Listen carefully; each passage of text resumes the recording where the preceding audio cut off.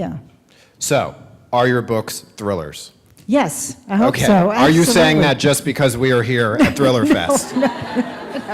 No. I have always wanted to tell a thrilling story, no matter Right. what I was writing. I've always had the utmost respect for that and desire to do that with Right. whatever I was writing. And at the time that I first became a writer, there was a lot of scorn for storytelling amongst the people I knew. There was a Talk lot of about contempt. that. Was that a sort of Bay Area writers group thing, and it Yeah. all needed to be relevant and political? Well, I think at that time there was a strong feeling that high literature in America was pedestrian realism about the middle class. It was people didn't say that I'm writing pedestrian realism about the middle class.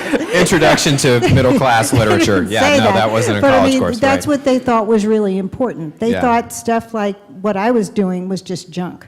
You know, they would even say so.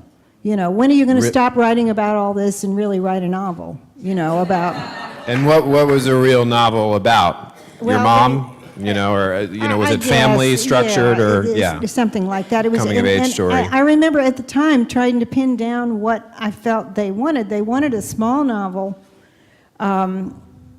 with a small epiphany about somebody with whom everyone could identify as a member of the middle class, in which almost all the things that interested me weren't considered valid or realistic. Like what? What were those things? Death, suffering, loss. You know, it was more their novels. Religion, Yeah, anything. spirituality. Yeah. But I mean, to put it bluntly, I think people who write the kind of fantasy that I write, that is our reality. That is the way we touch Right. our reality. That's the only way we can write about our experience.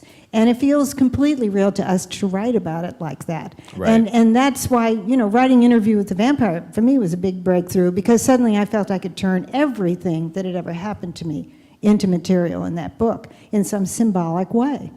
New Orleans, where I'd grown up, the ghost stories I'd heard, the tragedies in our family, all of that, the obsession with darkness and shadows, the Gothic side of New Orleans, the Gothic side of the South, it was all in there. I had access to it. And when I was trying to write pedestrian realism, I just couldn't do it. Right. I just couldn't get to it. I couldn't Right. get to the extremes that made sense to my mind.